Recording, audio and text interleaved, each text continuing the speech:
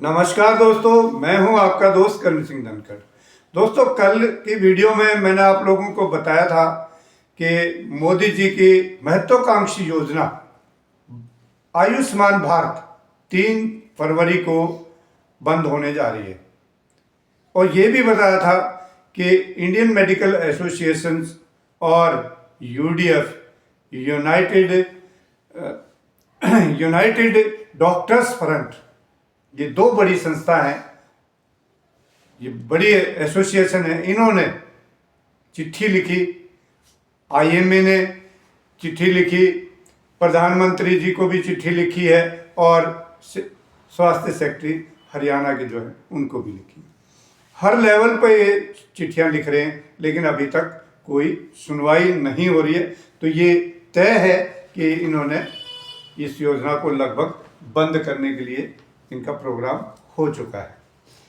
Doctors ने, Indian medical association ने और यूनाइटेड डॉक्टर्स फ्रंट ने क्या लिखा, ये चिट्ठियां मैं आप लोगों को उनकी दिखा रहा हूं और इसके बारे में भी बताऊंगा कि इसमें लिखा क्या है।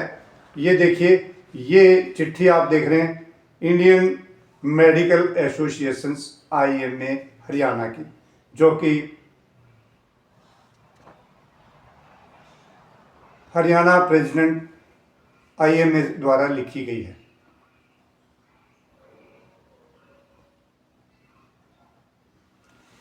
ये आईएमए का लेटर है और ये यूडीएफ का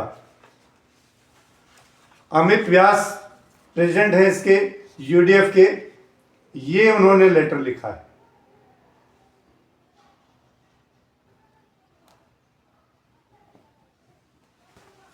आप लोगों ने ये दोनों पत्र देखे जो प्रधानमंत्री को और हरियाणा सरकार को लिखे गए हैं। इनमें लिखा क्या है ये आपको इनके ट्विटर हैंडल पर मिल जाएंगे, दोनों के, यूडीएफ के और आईएमए के। मैं आपको यहाँ पे बता देता हूँ, ये इंग्लिश में है, मैं आपको हिंदी में बता देता हूँ कि इन चिट्ठियों में उन्होंने लिखा क्या है, उनकी मांग क्या है। उनकी मांग है, सबसे पहली, सभी लंबित जो बकाया है लंबे समय तक, उसका भुगतान तुरंत किया जाए। अस्पतालों का सरकार के, हरियाणा सरकार पर बकाया है जो कि 400 करोड़ से भी ज़्यादा है, उसका भुगतान तुरंत किया जाए। दूसरी उन्होंने मांग रखी है TMS-2। ये TMS क्या है? ये ट्रांजैक्शन मैनेजमेंट सिस्टम है, ये एक तरह का सॉफ्टवेयर है। सरकार इस गेटवे के थ्रू इनकी पेमेंट वगैरह करती है। TMS-2 में बहुत सारी खामियां आ गई हैं, उसको वापस TMS-1 में जो है कन्वर्ट किया जाए। ये इसकी वजह से बहुत सारी परेशानियां हॉस्पिटल्स को हो रही हैं कि TMS सिस्टम जो है उसको दुरुस्त किया जाए। तीसरी इनकी मांग है, इलाज दरों में संशोधन और बजट का आवंटन हो। सरकार हमेशा हॉस्पिटल से काम तो करवा लेती है, लेकिन पेमेंट के समय पे बजट नहीं है, अलोकेशन होगा तब आपकी पेमेंट होगी।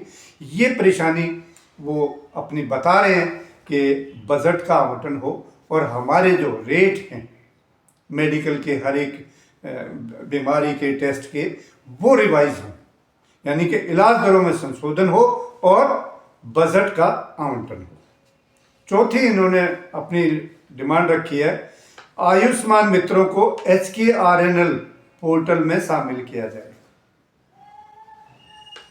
ये 4 जो है व्यवहारिक मांगे हैं। आम आदमी भी इनको समझ सकता है कि अस्पतालों की, डॉक्टर की ये डिमांड बिल्कुल वाजिब हैं, क्योंकि अगर सिस्टम सही नहीं होगा, अगर धोखाधड़ी होगी, यही वो वास्तव में तरीके हैं जो TMS-1 और 2 जो ये कन्वर्ट करते हैं, क्योंकि इनको अपनी हेरा फेरी के लिए जगह नहीं मिली होगी, तो इन्होंने एक और बना दिया नया TMS-2। ये लूप होल हैं सरकार के, लूटने के लिए, लोगों को परेशान करने के लिए। ये अगर इस तरह की बड़ी स्वास्थ्य सेवाएं अगर ये इस तरह बंद हो जाएंगी तो उसका होगा क्या? आम आदमी को परेशानी होगी, बुजुर्ग जो किसी गंभीर बीमारी से जूझ रहे होते हैं, कोई कैंसर का मरीज है, कोई किसी चीज़ का मरीज है, मतलब उनको बहुत बड़ी परेशानी 3 तारीख से 3 फरवरी से होने वाली है।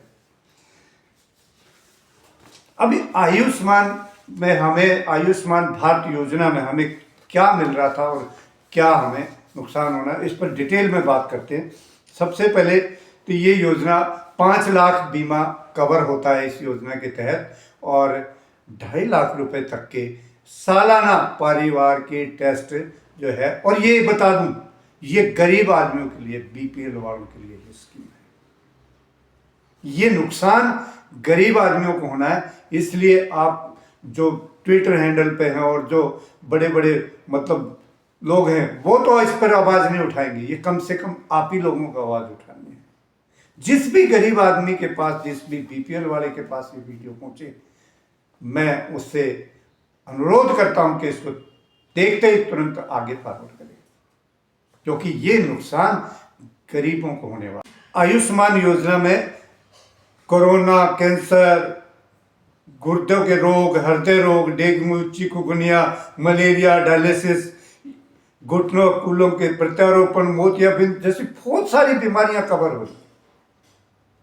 और ये ऐसे ही नहीं मिल जाता, ये आयुष्मान कार्ड, ये सिर्फ बीपीएल वालों को मिलता है, और इसमें बहुत सारी डॉक्यूमेंटेशन ये करते हैं तब मिलता है। तो इससे ये बड़े नुकसान जो है वो होने वाले हैं।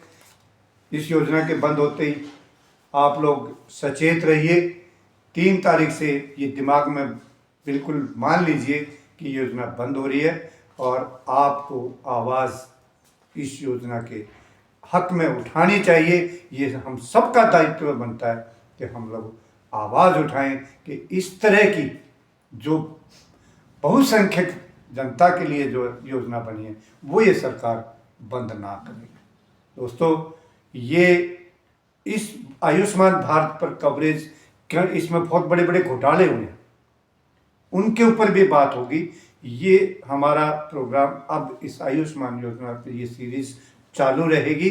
अगले सीरियल तक आप करिए इंतजार। मैं आपसे इजाज़त लेता हूँ। जय हिंद साथियों।